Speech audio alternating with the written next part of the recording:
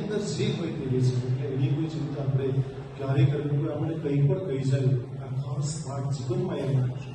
કારણ કે અહીંથી તમે જ્યારે ટીવાયબીએ પસાર કરીને જાઓ છો ત્યારે તમે ખરેખર સામાજિક સિચ્યુએશનમાં જેમ ભૂમિ આજે દેખાતી નથી, ભૂમિના મામા એની મમ્મીને ફોન કરીને કહે કે ભૂમિ મોટી થઈ ગયા, હવે ટીવાયઓ થઈ ગયા પણ ના લીધો. એટલે તમે અલગ અલગ ક્ષેત્રમાં જશો જ. મને શ્રદ્ધા છે કે દરેક MA કરશે તેવું નથી બનવાનું, દરેક લો કરશે તેવું નથી બનવાનું, દરેક પોતપોતાના અલગ અલગ ફિલ્ડમાં જશો. અને પણ જ્યાં પણ જાઓ હવે ઈચ્છું છું, કારણ કે આ બધા પાઠો મેં તમને શીખ્યા છે, 3 વાત તમને મારે શેર કરવી. બીજી મહત્વની વાત કે જે તમને પાઠો સંસ્કારમાં શીખ્યા છે, કારણ કે તમે અને હું બંને બહુ નસીબદાર વ્યક્તિઓ છીએ કે મારા હજારો જન્મના પુણ્ય કર્મ કર્યા છે કે આટલા સારા વિદ્યાર્થીઓને પરીક્ષા સાથે પાઠ કર્યા છે. કેટલા પુણ્ય કર્મો કર્યા છે. અને કદાચ આ બેનિફિટ તમે હું જ લઈ શકીએ, આટલી 4000 કોલેજના વિદ્યાર્થીઓ બીજા પણ આપણે લઈ શકીએ કે સંસ્થાના પાઠો ભણવા વાળા બીજા અધ્યાપકો કામ કરે છે. પણ હું એ બધા ક્લાસો સુધી જઈ શકું. એડ્રેસમેન્ટ હમણાં જ કીધું લાસ્ટ ટાઈમ કે આપણે દરેક ક્લાસમાં આવતા વખતે કંઈક થોડું વર્કઆઉટ કરીને એક ક્લાસમાં એક વખત જઈએ.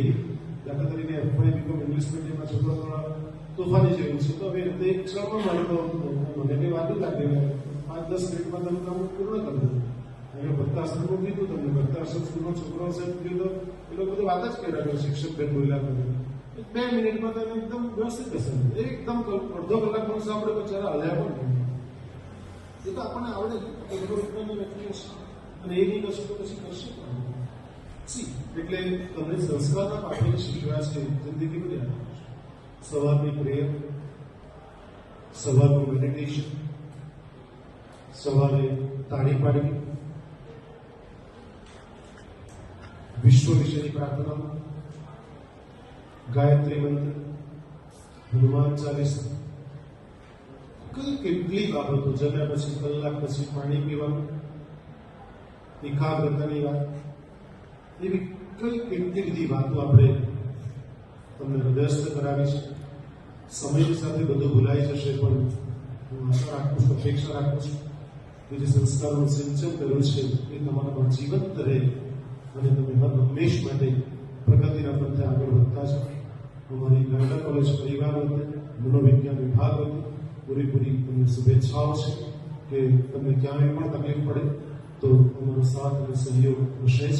માત્ર એક ફોન કરશો તો પણ કામ થઈ શકે તેવું અમે પ્રયત્ન કરીશું. કોઈ કરવાની કોઈ ગેરંટી આપી શકતા નથી, પરંતુ કરવાનો પૂર્ણપણે પ્રયાસ કરીશું કે તમે જીવનમાં હંમેશા સક્સેસ છો અને તમે માત્ર ગાંડા કોલેજ નહીં પણ તમારા બાપનું, તમારા પરિવારનું, તમારા સમાજનું નામ રોશન કરો એવી શુભેચ્છા સાથે વિદાય નથી, કારણ કે આપણે અલગ અલગ સંજોગોમાં ફરી પાછા મળવાના જ છે, પણ આ સંજોગમાં તો નથી જ મળવાના.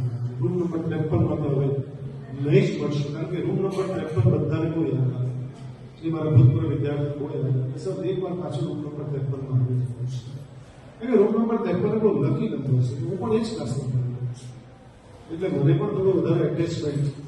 એટલે ફરી એકવાર તમામ બાળકોને શુભેચ્છા પાઠવું છું.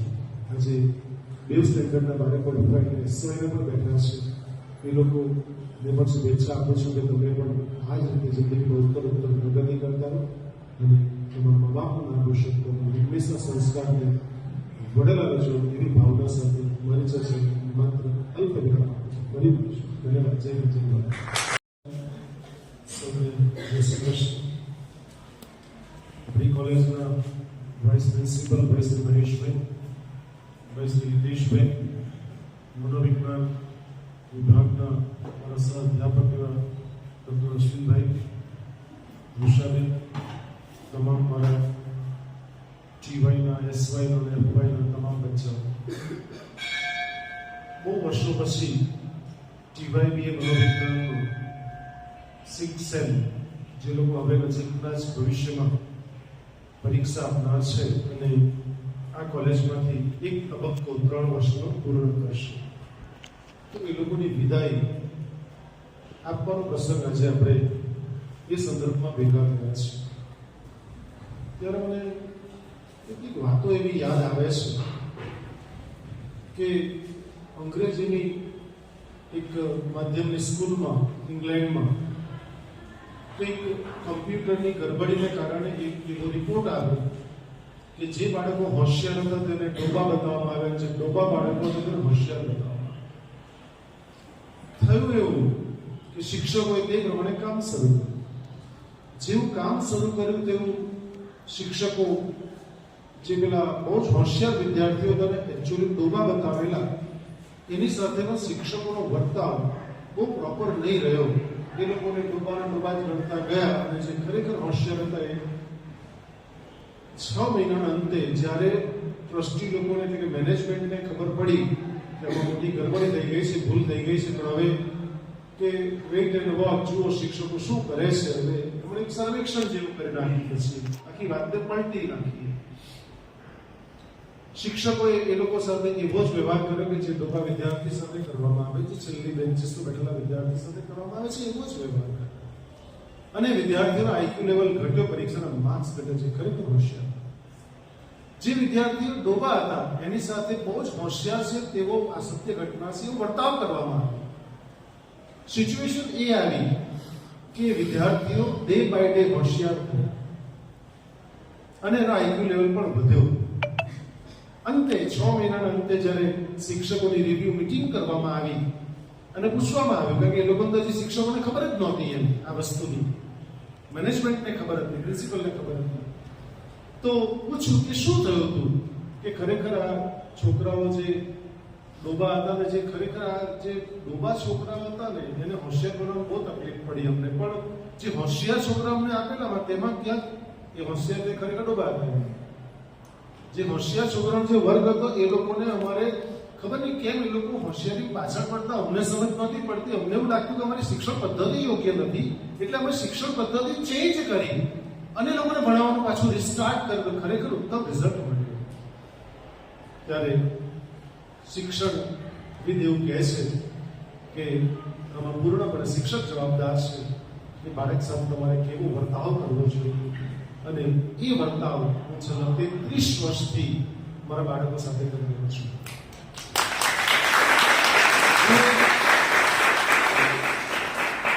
જે મારા બાળકો મને ખબર છે કે જેને 45% જ છે, જેના 40% જ છે, પણ ક્યારેય મેં અંડર એસ્ટિમેટ નથી કર્યું. કારણ કે મને લીલાવતીબેન લાભશંકર મહેતા યાદ છે કે જંત્રી ટીબી સ્કૂલમાં ડૉક્ટર આઈ.કે. વીજળીવાલાને જો આ લીલાવતીબેન ના મળ્યા હોત તો કદાચ આજે બાળરોગના નિષ્ણાત ડૉક્ટર નહીં હોત. એટલે આજે હું બહુ સારી રીતે સાયકોલોજી વાંચ્યું છે, અભ્યાસ કર્યો છે, આજે પણ વાંચું છું, અભ્યાસ કરું છું ને આજે પણ હૃદયસ્થ કરીને તમારી અંદર ઉતારવાનો પ્રયત્ન કરું છું. એટલે પહેલું જ મારું વાક્ય હોય છે, આજે 3 વિદ્યાર્થીઓ 3 કક્ષાના વિદ્યાર્થીઓ બેઠા એટલા માટે છે કે જેને બોલાવેલા તે લોકોની સંખ્યા બહુ ઓછી હતી, એટલે અમને થોડો હોલ ભરેલો હોય તો સારું લાગે અને તમને પણ એક ટેવ પડે. એસવાય વાળાને પણ એવું થાય કે ટીવાયમાં જઈએ તો આવું કંઈક કાર્યક્રમ થશે ને એફવાય વાળા તો હમણાંથી જ ખબર પડી કે 2 વર્ષ પછી આ થવાનું જ છે. એટલે મારું પહેલું જ વાક્ય હોય છે કે તમામ બચ્ચાઓ મારા એક્સ્ટ્રા ઓર્ડિનરી છે. અને મારા શબ્દ નથી, શબ્દ એ બ્રહ્મ છે. હું બોલું છું તે મારા બચ્ચાઓ સાબિત કરીને મને બતાવે છે. મારા બચ્ચાઓ એક્સ્ટ્રા માઇલ ચાલનારાઓ છે. મારા બચ્ચાઓ ધ્રુના તારા જેવા છે અને મારા બચ્ચાઓ ઓરિજિનલ ટાઈમ છે. મારા બચ્ચા શબ્દ મારા બચ્ચાને આખી જિંદગી બદલી છે. એક બીજા એક શિક્ષકે પૂછ્યું, બાળકને તું શું બનવા માંગે છે?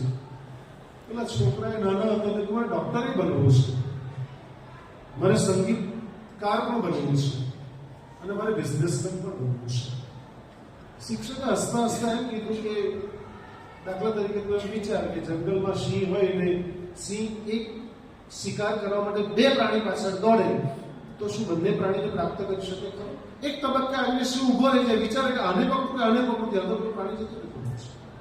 એવું જ ખેડૂતને ખબર પડે કે 50 ફૂટ ઊંડે પાણી છે, 10-10 ફૂટના 5 ખાડા વચ્ચે શું પાણી પ્રાપ્ત કરીશું? એટલે કહ્યું કે કોઈ એક પાછળ તમે જે જીવનમાં ધ્યેય નક્કી કરો છો, કારકિર્દી નક્કી કરો છો, એક પાછળ મંડારો તો જ તમે એને પ્રાપ્ત કરી શકશો, અધરવાઇઝ તો નહીં પ્રાપ્ત કરી શકશો. અને ત્રીજી મહત્વની વાત કે એક ગુરુ પાસે શિષ્ય હંમેશા બોલ્યા આ બી ખરાબ છે, આ બી ખરાબ છે, આ બી ખરાબ, બધા જ ખરાબ એક સાથે. એટલે એક દિવસ ગુરુએ પાઠ ભણાવતા કહ્યું કે કામ કરતું મીઠું લઈ ગયા, મીઠું લઈ ગયું, પાણીનો ગ્લાસ લઈ ગયો, પાણીનો ગ્લાસ લઈ ગયો. હવે મીઠું નાખી દીધું, મુઠ્ઠી કરીને મીઠું પાણીના ગ્લાસમાં નાખ્યું. હવે પી તો હજુ એક જ ઘૂંટડો ભરે ત્યાં તો આખું મોડું ખરાબ થઈ ગયું, ખારું પ્રવાસ થઈ ગયો. એટલે શું થયું કે આ તો એકદમ ખારું થઈ ગયું છે, આ ન પી શકે. તો કીધું બીજી મુઠ્ઠી ભરી લાવો. અને બંને ગુરુ ને શિષ્ય ચાલતા જાય છે, નજીક સરોવર છે, ગામાં નાખી દીધું કે હવે તો પાણી પી. ત્યાં તો એક ગ્લાસ જેવું હતું ને એટલે અંજલિ ખોબો ભરીને પાણી પીધું તો કે મીઠું લાગ્યું પાણી, સરોવરનું પાણી. એટલે